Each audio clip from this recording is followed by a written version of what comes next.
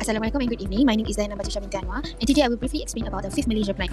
RMK5 was from 1986 to 1990, was the last plan under new economic policy. At the time, Malaysia faced low oil and commodity prices. So, RMK5 focused on reviving the economy, reducing unemployment and expanding industrial and export sectors instead of relying on agriculture and mining. It positioned the private sector as the main engine of growth while government supported through policies, infrastructure and training.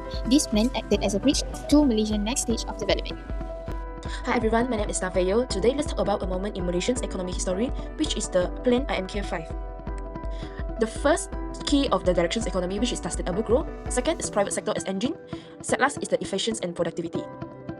The first direction was the sustainable growth, which is the government set a mandatory target for 5% GDP growth per year. Why only for 5%? Because they know the global market was big.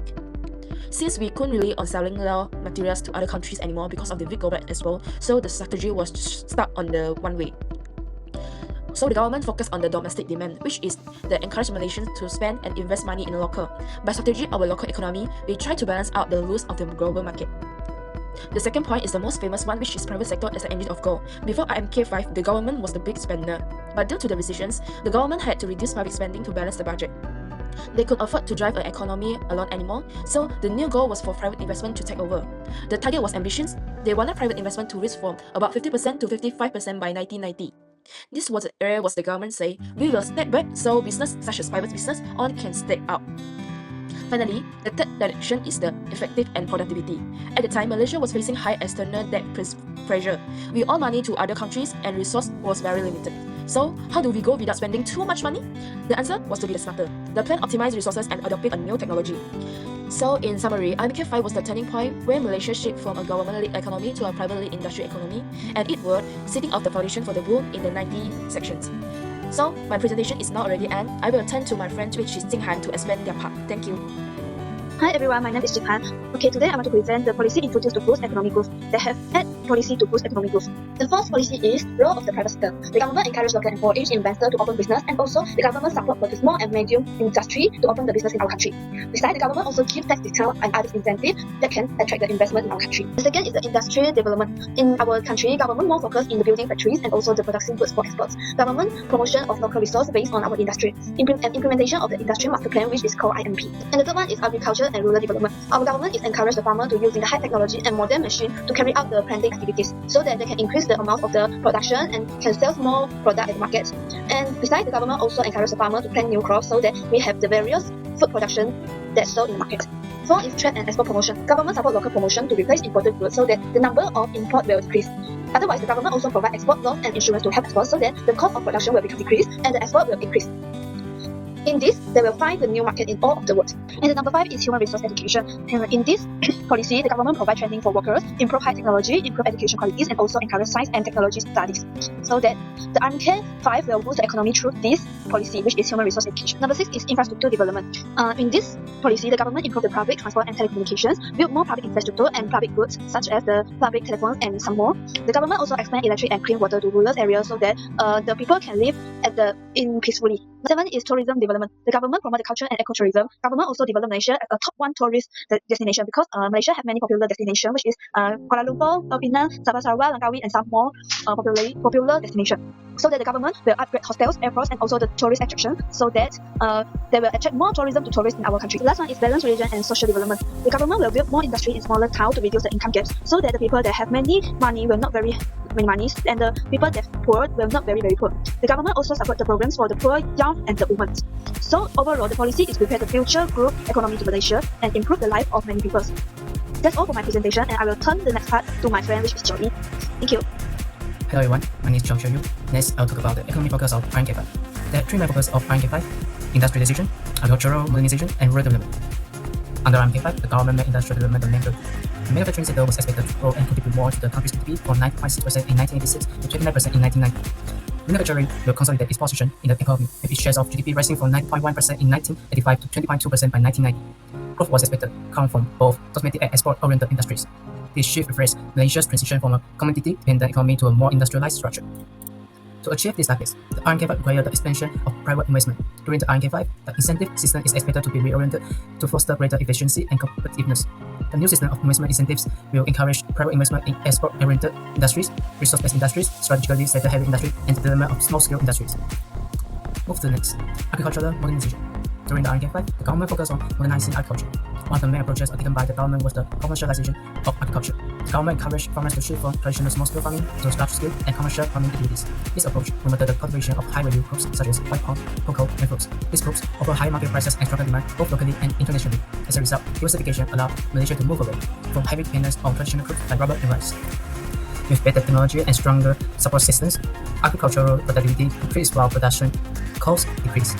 This contributed to a more competitive agricultural sector and strengthened its role in national economic growth.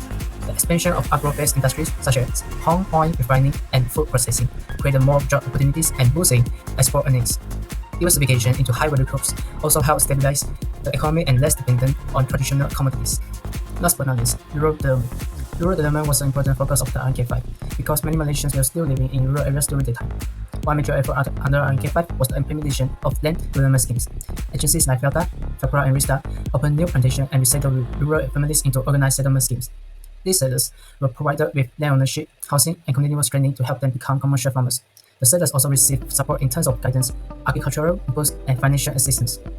This structured approach allowed rural families to build more stable and productive livelihoods based on commercial agriculture rather than traditional small-scale farming. Economically, rural poverty declined settlers in land schemes earned more stable incomes.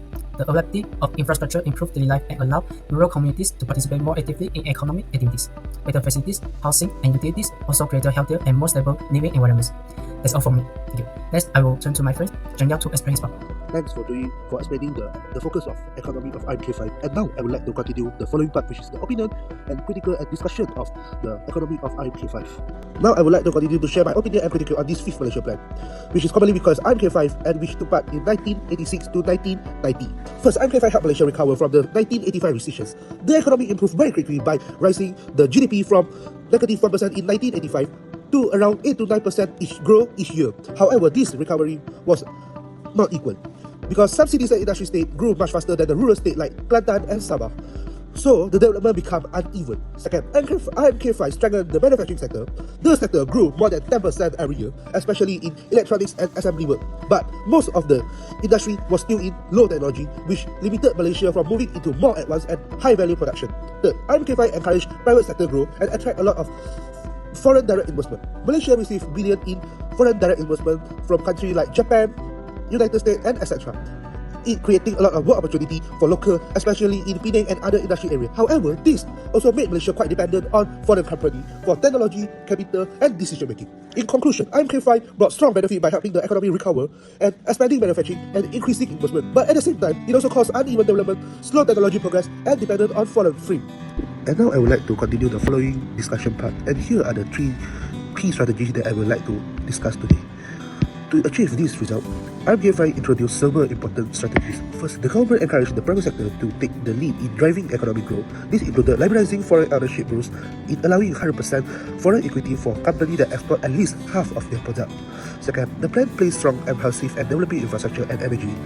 The nation grid was expanded, LPG usage was promoted for household, and new mini hydro project and power station were built to ensure better efficiency and more reliable energy supply. Last but not least, RMK5 continued the goal of the new economic policy by focusing on poverty eradication and social restructuring. This involved helping people move away from low productivity traditional activities and shifting them into more modern and high-value sectors like manufacturing. In summary, these three strategies help Malaysia recover from economic challenges and support the country in long-term development. In conclusion, this fifth Malaysia plan played a vital role in helping Malaysia navigate a difficult economic period while preparing the nation for sustained long-term development. By shifting the economy from government-led growth toward a more dynamic, private sector-driven model, RMK5 strengthened investment, enhanced productivity, and accelerated Malaysian transition into an industrialized economy. The plan also contributes significantly to poverty reduction, particularly in rural areas, through better access to education, healthcare, and essential infrastructure. With policies that encourage technology adoption, economic diversification, and balanced regional development, RMK laid a strong and lasting foundation for a more resilient, inclusive, and sustainable Malaysia economy. Its achievements continue to guide nation strategies and shape the country development path today.